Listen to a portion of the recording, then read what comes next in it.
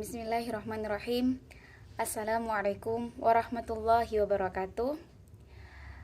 Perkenalkan, nama saya Uliyatul Hasanah. Saya kelas IAT 3. NIM saya U 2019-1127. Alhamdulillahirrabbilalamin. Pada kesempatan kali ini saya akan membahas tentang sekilas dan biografi salah satu tokoh tafsir sastra, yakni Amin Al-Huli, untuk memenuhi salah satu tugas matkul tafsir modern dan kontemporer yang diampu oleh Ustadzah Mufidah Ulfa. Amin Al-Huli adalah intelektual Mesir yang telah merintis perlunya penerapan metode kritik sastra atas teks-teks Al-Quran. Mulanya beliau mengkaji bahasa dan sastra Arab sebagai upaya untuk membongkar kebuntuan persepsi tentang kesakralan Al-Quran. Seperti itu. Sebagai ilustrasi, dapat digambarkan di sini bahwasanya Al-Quran itu indah sedemikian rupa sehingga banyak orang pada saat Al-Quran turun yang terpesona. Apakah pesona tersebut membawa orang itu percaya atau tidak, itu tidak penting. Apa yang membuat Al-Quran indah, mempesona, inilah yang harus diungkapkan tafsir sastra. Seperti itu. Pesona inilah yang mesti dinikmati oleh pembaca Al-Quran tanpa mempertimbangkan agama dan ras membaca itu sendiri. Itulah asumsi awal dan mendasar dari apa yang beliau anggap sebagai pendekatan sastra terhadap tafsir Al-Quran. Jadi beliau objek pertama beliau, Amin Al-Huli, adalah Al-Quran. Jadi untuk memperdalam sastra-sastra yang ada di dalam Al-Quran itu sendiri. Model Amin Al-Huli ini pada dasarnya berkisar pada pencarian makna awal yang didasarkan pada pragmatika bahasa. Tampaknya beliau melakukan hal ini karena beliau melihat tafsir-tafsir yang ada cenderung membaurkan makna-makna sebenarnya bukan yang dihendaki Al-Quran pada awalnya, seperti itu. Banyak praktek tafsir yang memasukkan makna-makna baru terhadap Al-Quran. Sementara kaitan antara makna baru dengan makna asli dalam Al-Quran itu tidak pernah terfikirkan ataupun saling berbeda gitu, tidak sama. Kita lanjut ke biografi beliau. Amin Al-Huli sendiri dilahirkan pada tanggal 1 Mei 1895 di sekitar Menouifia, di sebuah kota kecil di Mesir. Beliau merupakan keluarga berasal dari keturunan petani gandum, seperti itu.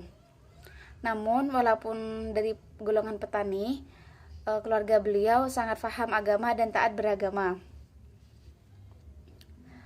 Adapun pendidikannya, ia pendidikan formal di Sekolah Tinggi Hakim Agama pada tahun 1920. Kemudian di Eropa menjadi imam ekspedisi ilmiah dan atas agama kedutaan besar Mesir di Eropa dan Berlin dan Jerman. Sepulang dari Eropa, beliau ditunjuk menjadi dosen di Universitas Mesir dan mengajar ilmu balaghah, tafsir dan sastra Mesir. Dan di Al-Azhar pun beliau menjadi guru besar, yakni mengajar filsafat dan perbandingan agama pada Fakultas Usuluddin, seperti itu. Dari kecil emang beliau dituntun untuk menjadi cendekiawan. Contohnya apa? Dari kecil beliau sudah dididik untuk menghafal Al-Quran, menghafal tajwid At-Tuhfah dan Al-Jazariyah, menghafal fikih dan nahwu. Dan beliau diberi keistimewaan, yakni di usia 10 tahun beliau sudah hafal Al-Quran, seperti itu. Subhanallah. Sosok dan perjalanan intelektual Amin Al-Huli ini menarik untuk dicermati dan bisa menjadi panutan untuk kita semua agar selalu rajin dan selalu mencari ilmu, entah itu di mana dan kapanpun. Banyak karya-karya yang telah ditulis oleh beliau, yakni sebagai berikut. Yang pertama, fil al-adab al-misri al-fikri wal manhaj. Kemudian silat al-islam bil islah al-masihiyah.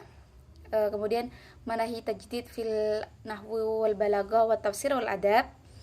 Ada lagi min hadi al-Quran fi amalihim misaliyah, min hudal Quran fi Ramadan, min hudal Quran al-qada al-kurusul, min hudal Quran al-qard al-hasan, kemudian dan lain sebagainya.